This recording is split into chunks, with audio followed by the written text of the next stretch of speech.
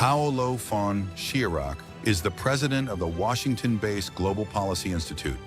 He is also a professor of political science and international relations at Bay Atlantic University in Washington, D.C. He is the editor of the Schirach Report and a frequent lecturer, as well as a television and radio commentator on U.S. foreign and domestic politics and global issues.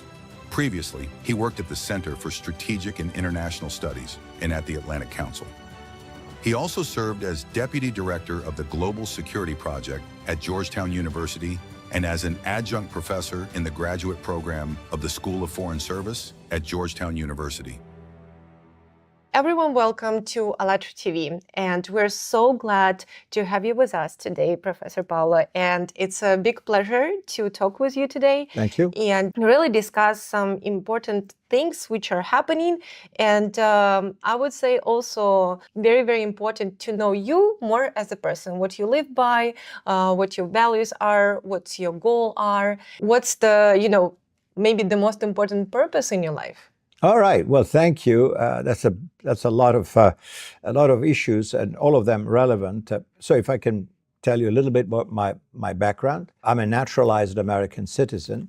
I came here to the United States, and actually Washington, D.C. This is where I started my journey in America, and where I still am. I come from Italy. That's where I was born. But as my name probably can suggest, I'm sort of mixed background, Italian. That's my first name. Paolo von Schirach is actually Austrian. Interestingly enough, my hometown, even though it's not one of the most famous Italian cities, is a city called Livorno, which is on the western coast of Italy in Tuscany. In a sense, and I was thinking about it actually even recently, considering how my life evolved later on, it has the interesting history, my birthplace, as a free port.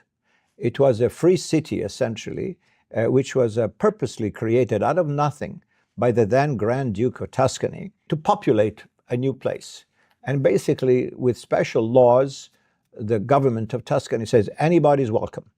Anybody from any country, whatever you are a Jew, you are Turkish, you are Armenian, you are whatever, everybody's welcome, as long as you bring here your skills, your trade, your ability, because we want to make this into a thriving free emporium. And so it happened. So basically, the old background of my hometown was, if I can say this, like a mini Hong Kong, okay, in the Mediterranean. It's not an exaggeration. That's what it was. And for that reason, it had, for instance, a thriving Jewish community. And I should point out that, if I'm not mistaken, it was the only city in Europe where Jews could settle anywhere. No ghetto for the Jews, which is like a reserved, specified quarters that Jews can live only here, which shows how liberal the whole thing is. And as I said, there were Jews, there were Protestants, there were Armenians, there were Christian Maronites, anything. A very large English colony, Dutch, Swiss, a little bit of everything. And that Very good example. So that's an example of I would say, a successful experiment of creating literally out of nothing. That was a small, negligible fisherman's village. And that went on for quite some time. Then with the unification of Italy, which came in the 19th century, all this ended, sadly. But, but maybe some remnants of that old world survived, even though there's nothing there right now, or when I was growing up, as a child or as an adolescent, that would point to that past. But there were some signs. For instance, there's one place, a street, which is called the Dutch Docks. Dutch Docks, because that's where the Dutch had their warehouses. Okay? Imagine that. Dutch in Livorno, Italy, in the Mediterranean. What's that got to do with the Netherlands? You would say nothing. Well, there was a little testimony, if you wish, of the past, with a small Dutch evangelical church right there on that spot, which of course now it's not used. But anyway, this is the past. And also, I had the good fortune of growing up in a rather international environment. And so I was exposed to a rather, I would say mini cosmopolitan environment. I don't want to exaggerate this, but so I suppose it had some influence in my upbringing and education and all that. So, moving further along, I did my studies in high school, which is pretty common in Italy. I did classical studies, which meant immersing very deeply in the roots of Western civilization, the Greek and Roman world. So I studied Greek and Latin and history, philosophy, and all that stuff. But that, again, that's not uncommon. And later on, I decided to study further. I went into law and political science. That's what I was about to ask. Why political science? Well, because I thought, I was interested in understanding mostly international affairs. Some people may be more interested in other areas of political science, which is, the politics of one country, the political dynamics, political parties, ideologies, all that, which I was also interested. But I was fascinated. This was the 1970s, long time ago, in international relations, what was going on, the Cold War, the US, USSR, arms race, space race, this and that, and the NATO alliance, of which, of course, Italy, where I was born, was a member, and all that. So I did that. At that time in Italy, there wasn't much in terms of international relations studies. There was very little, which speaks to the somewhat provincial, perspectives of the country at the time. And so I said, hey, maybe there are other opportunities. I can go abroad. And so I did. First, I went to the London School of Economics in the UK and studied international relations there. And then I had applied for Fulbright scholarship to the US. Luckily, I was awarded the scholarship after having been admitted and completed the master's degree at the LSE in London. I got the good news that I had been awarded the Fulbright. And so I had choices about places to go. And I said, well, and this was my intuition, I said, well, better go to Washington. That's where the action is. That's where the government is. That's where the think tanks are. I knew very, very little. I had no prior experience, never been to the US before. I had no family. But intuitively, I knew this, that Georgetown University at the time run the Center for Strategic and International Studies, which today is recognized as one of the most important think tanks in this area, in the world, not just in America. At that time, it was run by Georgetown University. And so I figured that if I start at Georgetown, then I can, get a connection with CSIS, the Center for Strategic and International. And so I did. Anyway, long story short, I worked on security issues and international affairs, NATO affairs, nuclear policy, etc., and then many other steps. Later on, I also had the curiosity to explore the field of international development. And so I took kind of a detour from security and national defense and military affairs, NATO and what have you. And so I worked for many years on a variety of projects in international development in emerging countries, mostly in Southeast Asia and Sub-Saharan Africa, where I spent quite a bit of time. And so I was confronted with a different world. The challenges of development, poverty, how can poor countries, which charitably are all called developing countries, but it's more like a wish than a reality. Many of the developing countries, I have to say sadly, do not develop at all. So they struggle, many different dynamics. Again, it's hard to explain everything about certain historic disadvantages, which include lack of everything. It's very hard to develop if you don't have infrastructure, a good education system, healthcare system, financial resources. How do you do it? It's very difficult.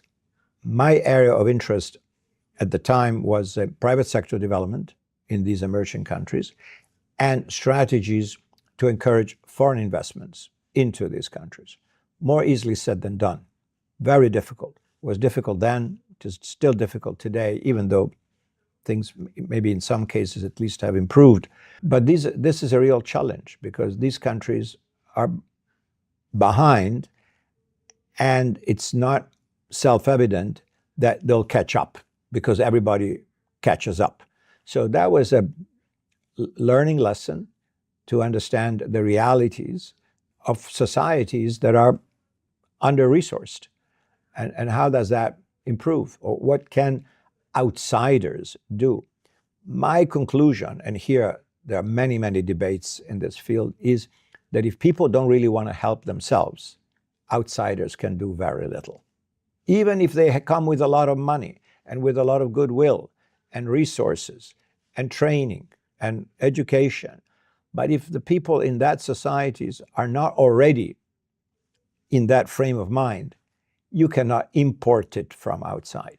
You actually bring this question about this responsibility and the shifting of the mindset, right, of the Absolutely. countries, and it's very important.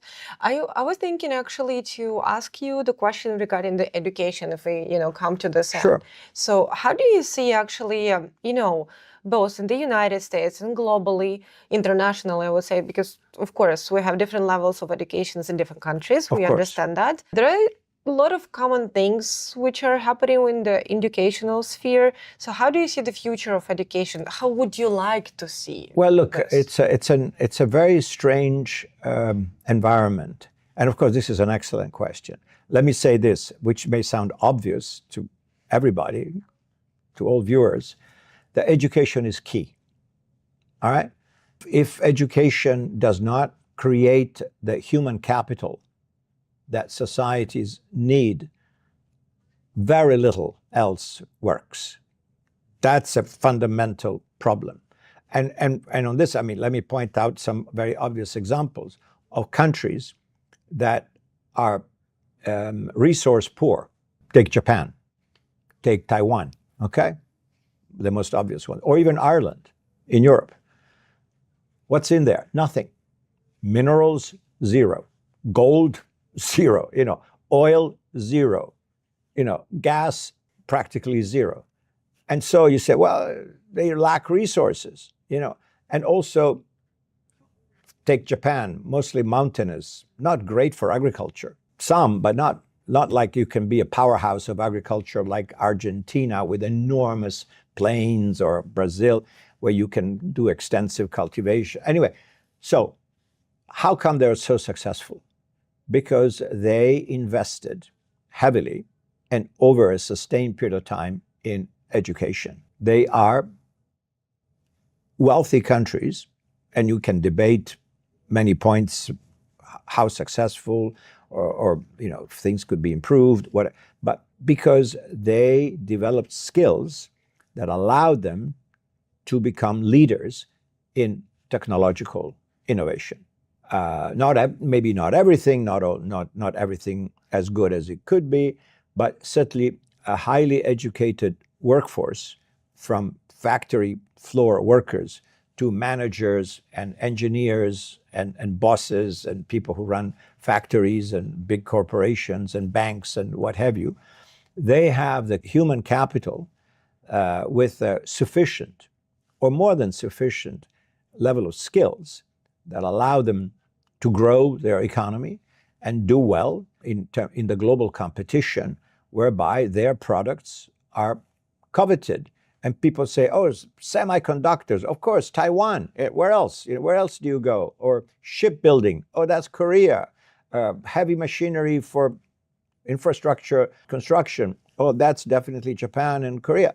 Why? Because they're good at it. Automobiles, right? If you had asked anybody 50 years ago and said, oh, would you like to buy a Japanese car? They say, what? Does Japan make cars? Are you crazy? They make little radios. They do a lot of things. What do you mean? What do you mean cars? That's a joke. No. Well, look now. Toyota, Nissan, Honda, Mitsubishi, everybody. Or Korea, Hyundai, Kia, all those things. People in the past would have said, that's not possible. Who makes cars? America. Which one is the biggest car manufacturer in the world? General Motors. How can you compete with these giants? Well, you can, it turns out, if you work at it very hard. So that's background. Coming to the United States, where I live, I am very worried because we have essentially created, not deliberately, a two-tier society. There is a part of the society in which the wealthy and the well-to-do and people who have a good education and who have skills and whose careers very often are really plugged into the global economy, whether it's in finance or manufacturing or services or what have you, they're doing well. And they're going to make sure that their children are doing well. Nowadays, you have, this is anecdotes. I don't know if you are a wealthy family, I don't know, in New York City or Boston or San Francisco, whatever. You say, okay, the child is what, 4 years old? Oh, Chinese lessons, 4 years old? Yes, because we want to make sure that this child be at the top of the pile, and so they will have an excellent education, will be admitted to the best private schools, and with that background, he will have a ticket to the best universities. When he goes to Stanford or Yale or Harvard, or Princeton, Brown, Caltech, whatever, he's done. He is on the super highway to success, just like I am, father or mother. So I want my child or children to have great success.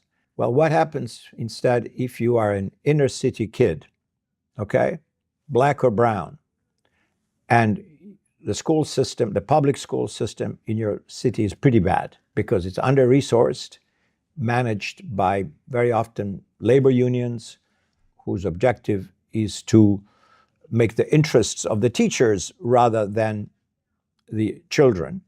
And so your curriculum is in an inner city school.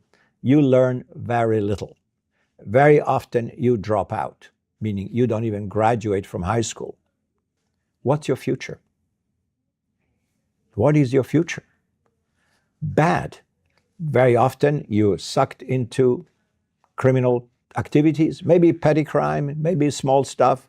Then you start going to jail, juvenile courts and whatever. You spend time in jail. And jails, this is a commonplace, are a school of crime. And then maybe you say, oh, well, how am I going to have money? Drugs. That's big money. It's dangerous. What the hell? I'll try it anyway. And you become a member of a gang, trafficking in drugs. Enormous business in the United States. So I'm not saying that, don't take me literally. I'm not saying every poor person or low-income person in an American inner city is destined to be a criminal. No. But if you look at our prison population, it is disproportionately black and brown. Some people say, oh, it's all racism. Well, maybe, but it's also lack of opportunity that drives young people who are otherwise hopeless to do something. And if you don't have a degree, if you don't have an education, you take shortcuts, and crime becomes one of them. And that's a very sad environment, which means we are literally wasting away, if you want to put it just in economic terms, this enormous reservoir, this pool of human capital, people, their brains, okay? And time and again, it's been demonstrated if the same children from poor family, from really underprivileged environments, if they are exposed to high quality education, they function just as well as anybody else. So people, if you're a racist, it's in their DNA, it's hopeless. That's racism, meaning only certain genetic types can succeed and the others, too bad, No, it's not true. We know it's empirically not true. Many charter schools, very successful in the United States, that cater to underprivileged students, prove that if these children or young people are exposed to good quality education and committed teachers, succeed, sometimes in a marvelous fashion, which shows that if there is a chance, people will take it, okay? So that is a real problem because our education system does not prioritize these children because you go where the money is, right? And if you want to do private education, you cater to the children of the rich who can pay very high tuition to get higher quality education. And so the parents, I am a Wall Street banker, my wife is a very famous lawyer, that kind of stuff. We make very good money. We're not billionaires, but we're high income. okay? We got the money. We can spend it. And what do we want to do? Make sure that our children do well. And so here you go. And children very often are screened from a very, very young age, which shows if you don't pass this test or the other test, okay, you go this way. If you pass the test or the standardized this, you go that way. And so sometimes from a very early age, a child is considered, but maybe not formally, a failure. No chance. He'll do something. Maybe he'll become a janitor or something, that because that's all he can do, or she, because they're not smart enough, okay? They didn't do well in their tests. And that becomes the... This is dangerous, actually, right? It is, first of all, it's sad. It's sad and dangerous because you just label the child with the very early stage. Yes. And, you never know, everybody has their... There are moments, there are some so-called late bloomers, people who, even in the world of very successful people, there are stories of people say, well, how did you do in school? And some say, well, I wasn't really that good. I was a C student. I wasn't really engaged. But then something happened and I became interested in this and that, and now I am a multi-billionaire, But most people want to make sure that the chances of success for their children are as good as they can be. And these children may not necessarily be geniuses, right? But with all these tutors and classes on this and classes on that, on top of what they do in school, they have a clear advantage in then gaining a spot in the top universities. So my point is this: here in America, we still have the reputation of having some of the best super universities in the world, right? Everybody knows that. But how many students go there? There are some who are on the right track and others who are excluded. And if they're excluded, in most cases, they're excluded permanently. And so you have poor people who live in poor neighborhoods, and then maybe, they marry each other or whatever, they have children.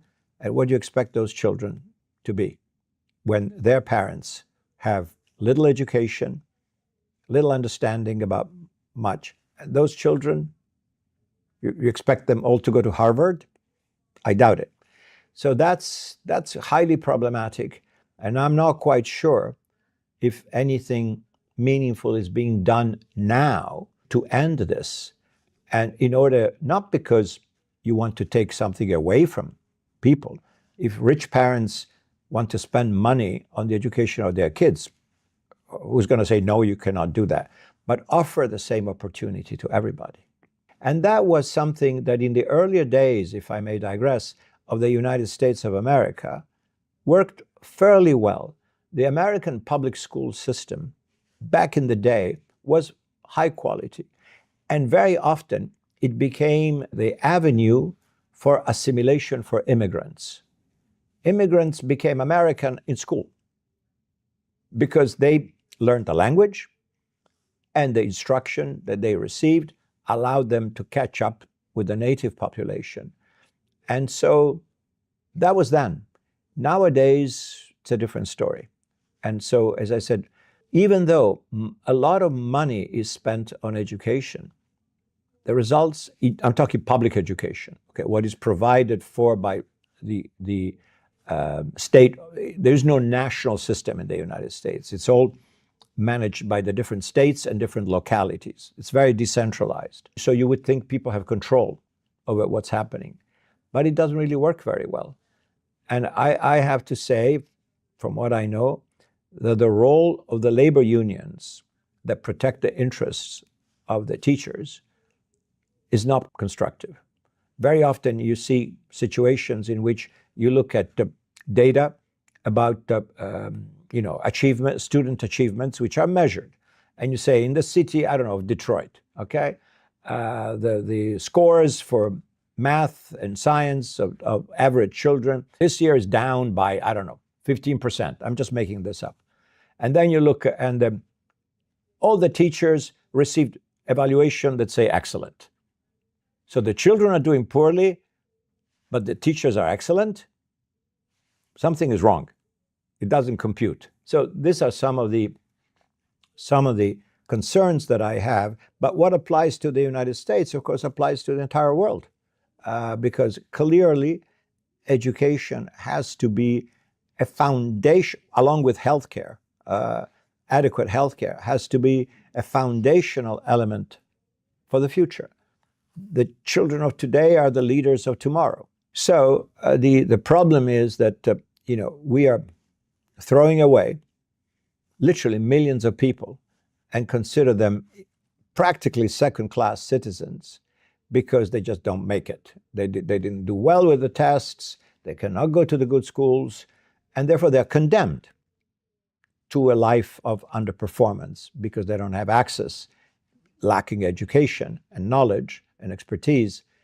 They don't have access to the good jobs, to the careers, and what have you. And that's a very sad commentary because America, at one level, if you look at, maybe it's a mythological thing, what is America most of all? The land of opportunity.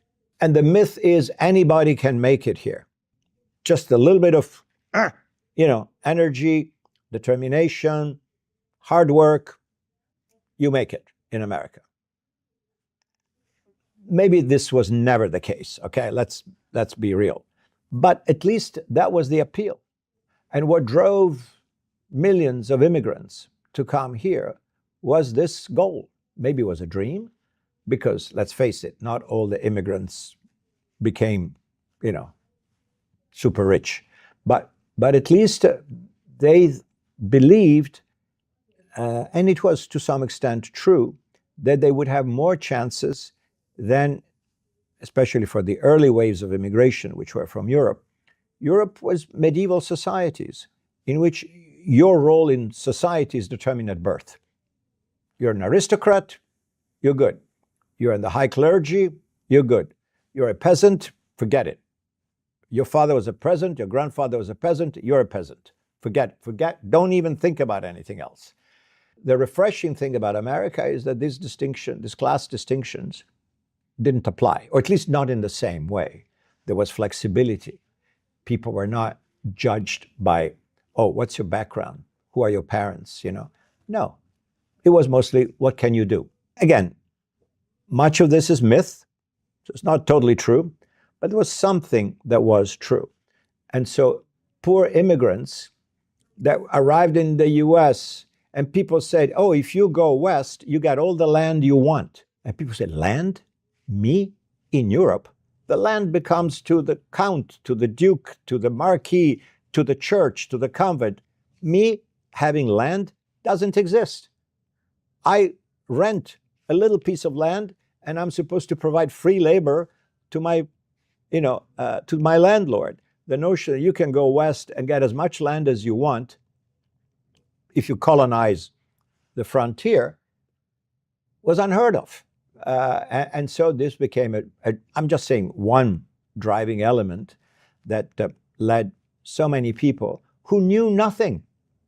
We watch many Western movies and we see all the covered wagons and people that go and like this. So they knew nothing.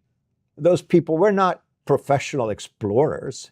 They came from Norway, from Germany, from Russia, from wherever, and they had no idea what they were doing. None, except that they had the notion that their life could be better because they would be granted this opportunity at the time in which land was everything. For a poor peasant to become a landowner, it's really a big deal, okay? And this is just one idea among many. But so education is going to be the driver, inevitably, for any society in this world. And America, I think, is unfortunately wasting much of its potential labor capital, which is really human capital, by having created a two-tier system whereby so many people are not sitting at the table. And that's a sad thing because it was not designed this way. It was not supposed to be this way. But now it's a reality. It can be changed, but that would require significant investments. For instance, by allowing more of the charter schools that I mentioned earlier to operate, particularly in low-income, underprivileged areas.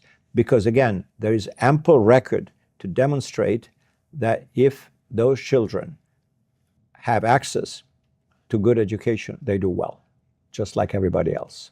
If we now talk not only about education, but globally also, if you would have, like, let us say tomorrow or today, the opportunity to implement any global scale project without any limits of budgeting and like everything, what would it be, in which sphere, and why it would be this, field? Well, quite frankly, again, I don't want to repeat everything I already said, but if there could be something, if there would be some magic something that would say, what would be your top priority in the world? I'm repeating myself, but it would be education, for sure.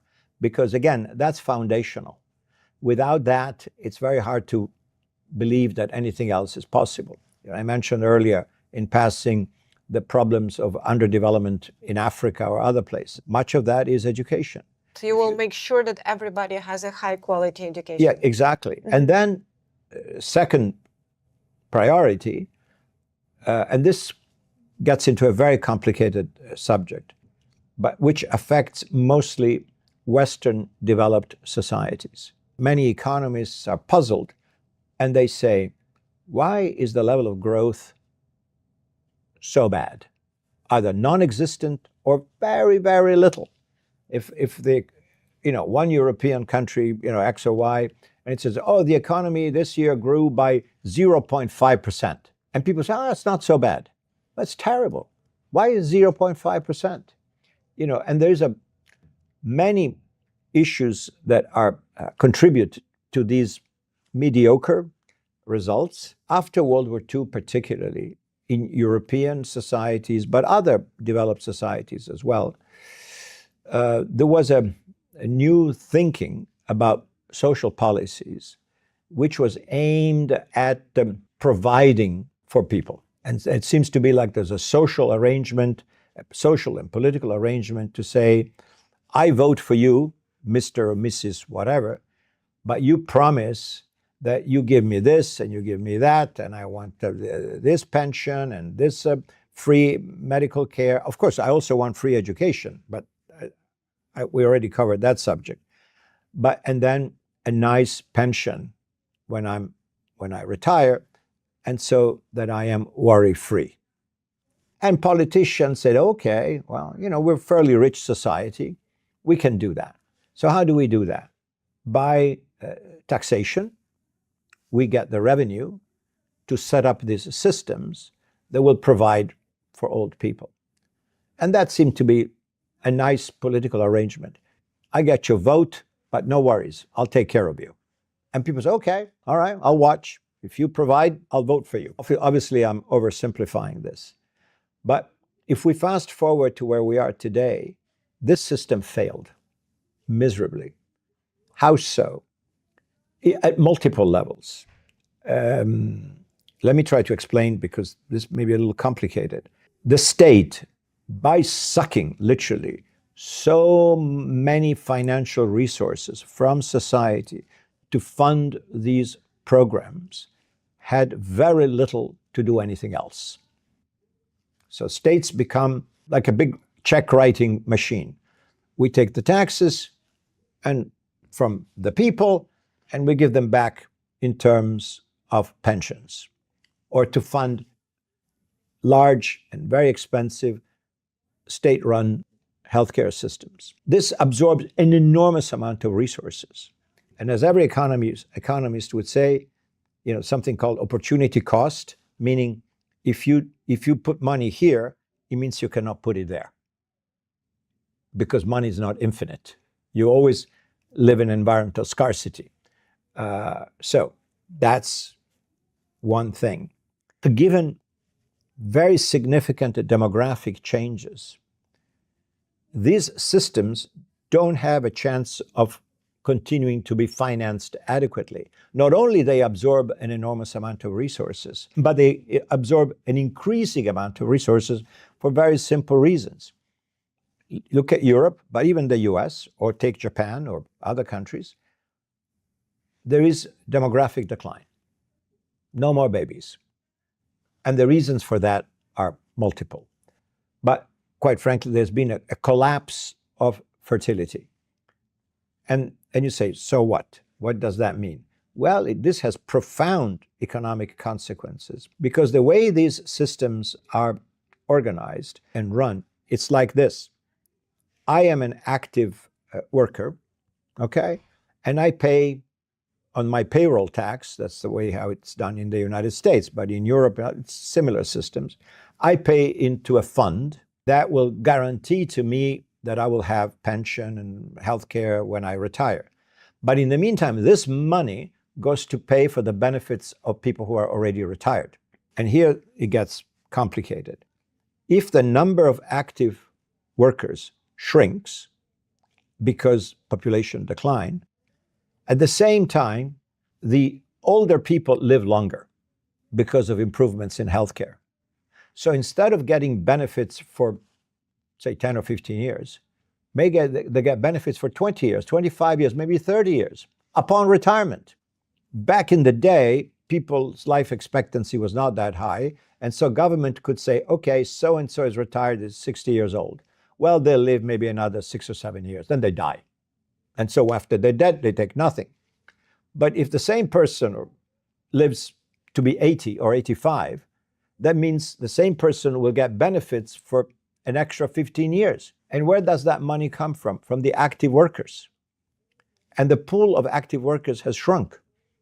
So the systems are no longer self-financing. What's the net result of that? Governments have to make ends meet, and what do? They go into debt.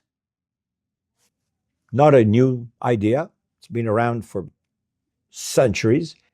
And so they do what? They issue bonds, which means I ask you to buy my treasury bonds, and I promise that upon maturity, you'll get your money back plus interest. How many times can I do this? Forever?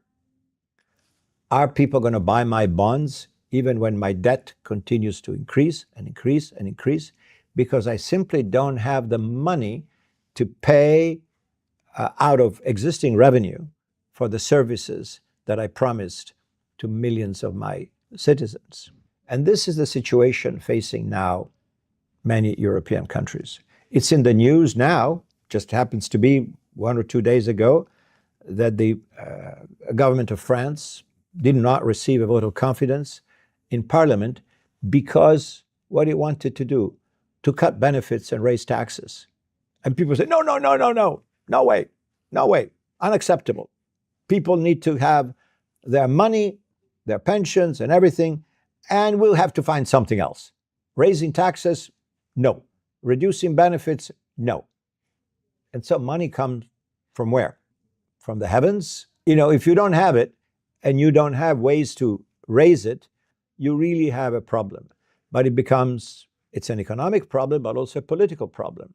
Because the last thing any political leader wants to do is to go to people and to say, we run out of money. We need to get more from you, Mr. or Mrs. Citizen, okay? And the Mr. and Mrs. Citizen, what? More money? I already pay a ton of taxes. You want more? Then I have nothing. No. We have to find something else. But the something else doesn't exist. And that is the problem. And I think this is a problem affecting countries. In the United States here, the national debt has grown exponentially in the last few years. There was a time in which political parties said, we got to be frugal. The government has to balance its books. Running deficits is a bad idea. And if deficits grow, that's really problematic and the issue needs to be addressed. Today, the deficit grows, the national debt grows, and nobody seems to say anything. And that leads me to one point that I think it's important to note. In this environment, in which the demands from the federal budget in the United States of money, more money for social services, which in the United States are primarily three: Social Security, which is pensions; Medicare, which is medical assistance to people over 65; and Medicaid, which is medical assistance to low-income people. Combined with other minor sectors, other areas, absorb more than 70% of total spending of the United States government. This is a gigantic amount of money that the government doesn't have. And so it has to borrow every year to have investors buy United States Treasury bonds, which allow the government to pay its bills. In all this, and this brings me back to my initial interest in international affairs, security, and what have you, the biggest loser is the defense budget. And so we have seen, and it's very easy, anybody can look at a graph of defense spending as a percentage of gross national product in the United States, and you see a declining curve, whatever your timeline starts.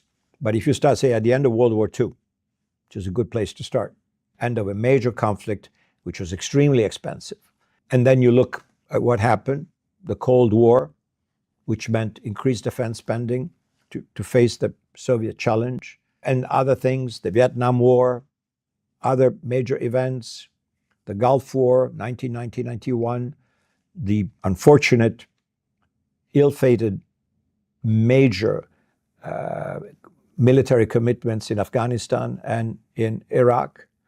Even if you factor all this, the curve is descending. And the United States now spends 3% of GDP on defense, while in its better days spent 6 or 8%. That's a huge decline. But you can say, well, wait a minute. No, come on, you're joking. America still has the biggest defense budget in the world. Come on. That's a lot of money, almost $1 trillion. Are you kidding me? You still have overpowering military, the best technology.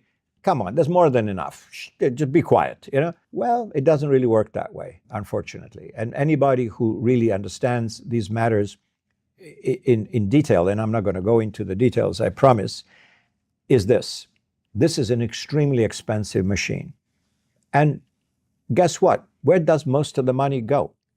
You say, oh, you buy fancy missiles, fighter jets, airplanes, ships. No, you pay salaries. How's that? This is an all-volunteer force, which is kind of expensive, because to entice people to enroll in the armed forces, you have to offer monetary deals that are at least competitive with what the same person can get in the private sector. And that's only half of it. Salaries, housing, feeding. Education. Exactly. Providing for the families, garrison them, and then keep this machinery go on a day-to-day basis. The Pentagon, the Ministry of Defense, is the largest consumer of energy in the world. Why? How is that possible? Well, because you have millions of people working there, and they drive trucks, and they drive vehicles, and where does that come from? You got to pay for it. It's not free.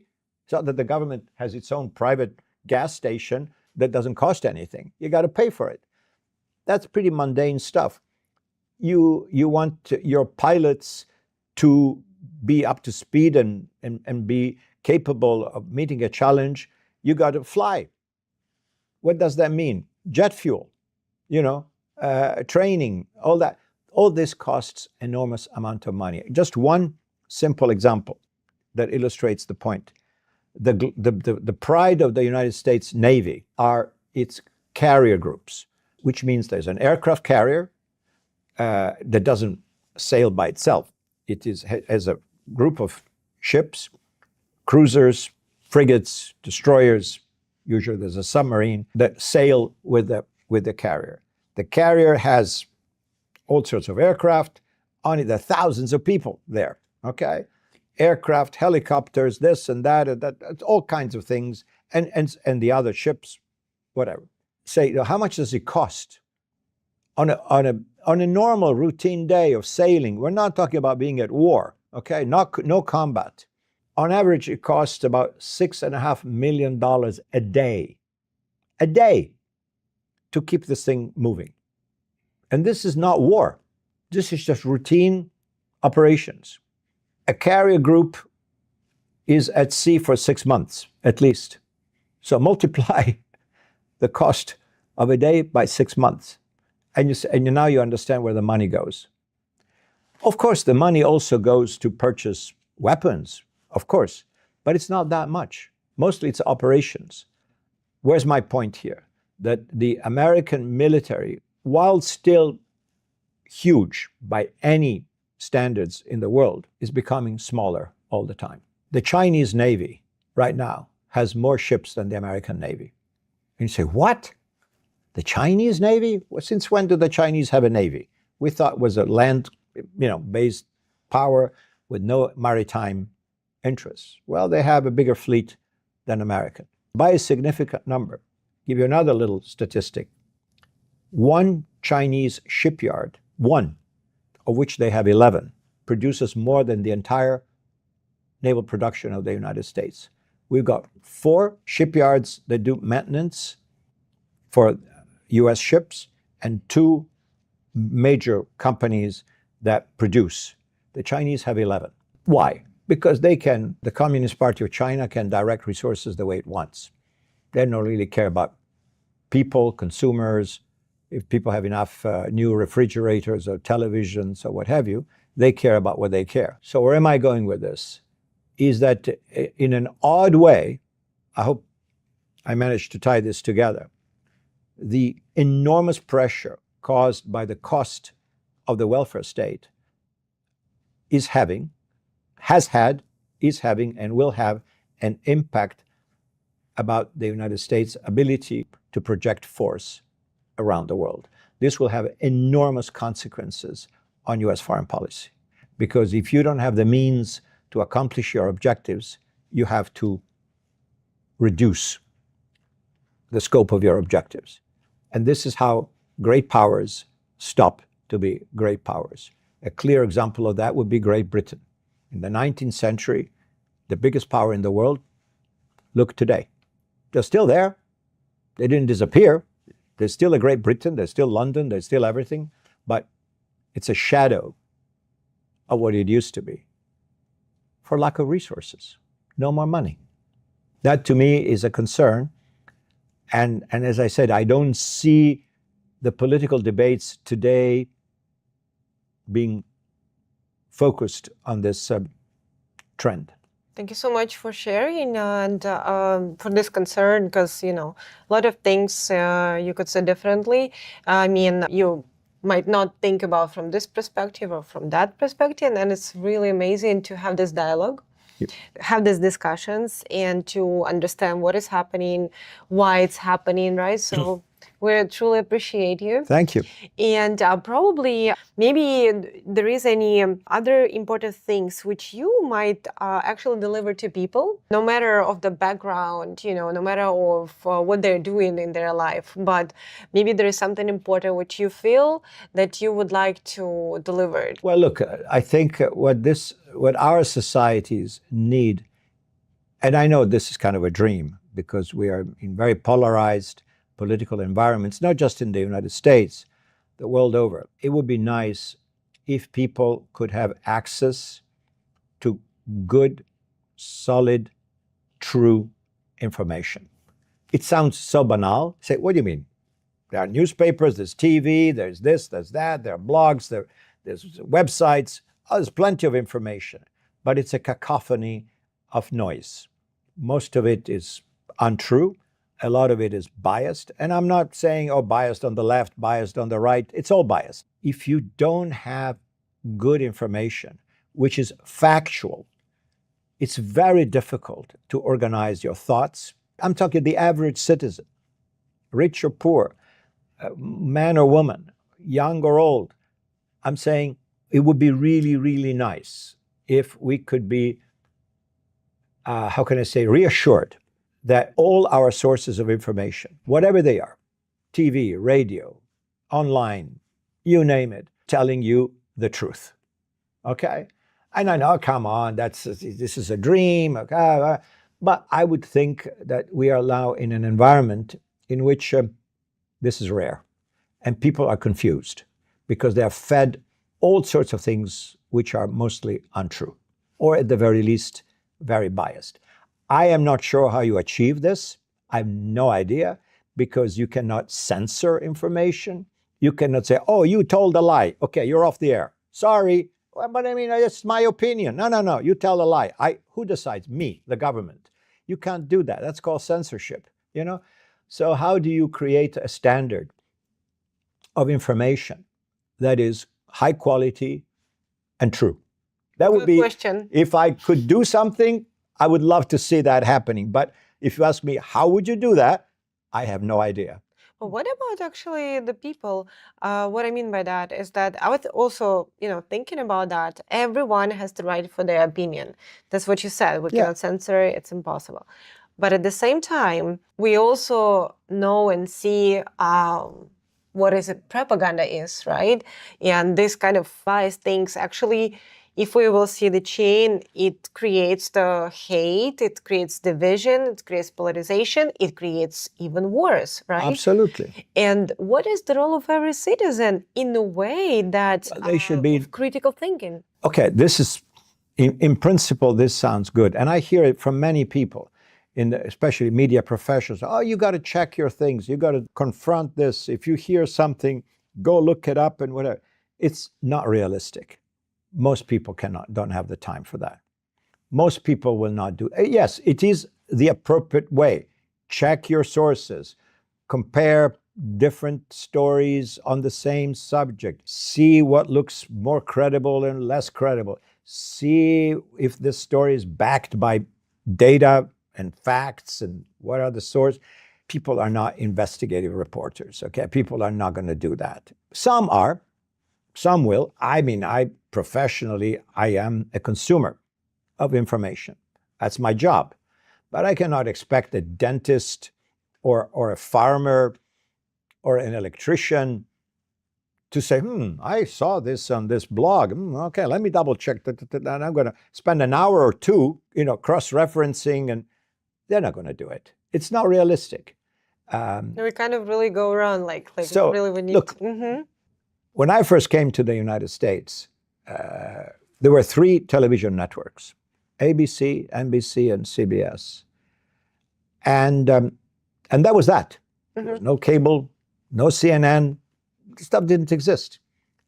And it was almost like a religious ritual that families would gather at dinner and they would turn on the evening news. And there would be this usually 3, very sort of austere looking gentlemen, all white, but all sort of professorial, very distinguished.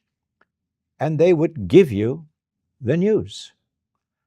And the angle of coverage was not that different. I mean, these 3 networks competed with each other, okay? But it's not like, oh, this one had this views and the other one said the opposite. Not really. And in particular, there was one gentleman whose name is Walter Cronkite. And he was essentially like a mixture between your father and God. He would anchor the evening news, and at the end, he would finish the broadcast by saying, and that's the way it is. Meaning, that's it. It's settled.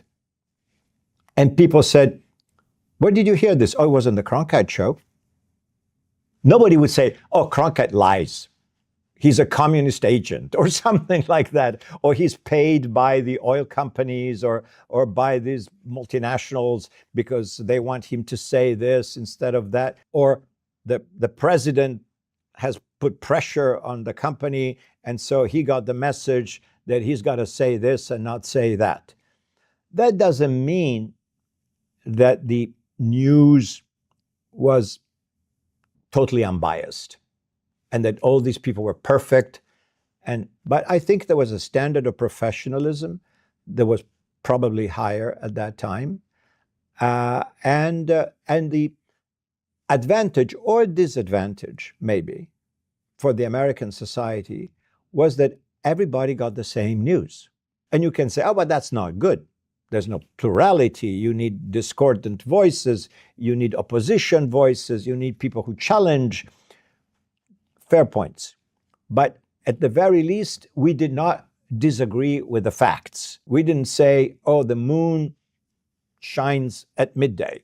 Okay. And people say, oh my God, I watched the sun. Moon. Oh, that's new. Oh, moon at midday, sun at midnight. Oh, maybe it's true. You know, that didn't happen.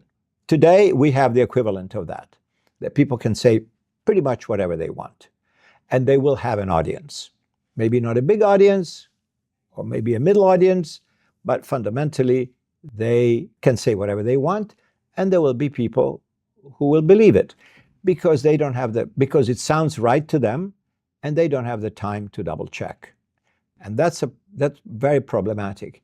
And we do not have any modality, except for the marketplace, if you wish, to determine which sources of information are better than others. And those that seem to be good because they have a big audience doesn't mean that they tell you the truth. Maybe yes, maybe no. I'm not taking any sides here. I'm not trying to make a political argument. But I'm saying that success is not evidence of truthfulness. Success means you cook this stuff very well. You present it well. You got nice-looking people, if it's TV, you know, smiling convincingly. And people say, oh, this person looks very nice. Oh, this lady, oh, look at how pretty she is. She's all made up and she's telling me all this story. It must be true, all right? Maybe yes, maybe no. So that's our problem. And the fact that we do not agree as societies, because this is not just about the United States, on what we can believe and what is untrue or at least biased, is very problematic, because a democracy is about debates on issues. And if I say that the issue is this, they say, no, that's not the issue at all. That's all propaganda. The issue is really this. And I say, no, I disagree. And then we can't even have a constructive conversation because we disagree on what we're talking about. I see this problem. I wish I had, again, a magic solution to say, oh, let's do this. I don't know what this is. I wish I did. Anyway, I think, yeah, that's an open question for all of us. And I think that would be really great if a lot of people will just start thinking about that as a solution-oriented thing, just to how to handle this, because that's a real task. Because I understand that people do not have a lot of time, like you said. It's really true. You have to work, you have to do a lot of things, how you have to check all this information, do a fact check and all of that. But at the same time, I would say, yeah, like I like another point which you said about the high standards, which have been before for the journalism, for the TV, for all of that sphere. And I would love to see that these high standards come back. Really, we will be sure about the information and see the standards. But at the same time, I would also really like people to have a little more time so that they will also be able to check the information, be able to do, because that's also your development. That's how you learn, actually. That's how you have to somehow, right, like to learn, to check the information and stuff. And it's affecting your life, everybody's life. What I mean is that otherwise you believe on what you feed, and day by day you believe in more and more stuff. But if that stuff probably might be not all the truth or affecting your mindset and a lot of things, right? So at least to have some basic filtration, if I can say, right? And to check at least something which truly important to check. And yeah, but at least to start somewhere. That's what I'm trying to say. Let's see how things evolve. Yeah, that's really not an easy question, I would say. That's right. Yeah. But we truly, truly appreciate you and appreciate your time and everything you do. Thank you so much for serving the society. I know you do a lot of actually like podcast interviews and a lot of things, the research, right? And a lot of things like as a global policy institute, right? It's important to bring up the questions, to talk about them, to understand what is happening, also of course express the opinion so that the other people also will learn from it. And we truly appreciate your time. Thank you.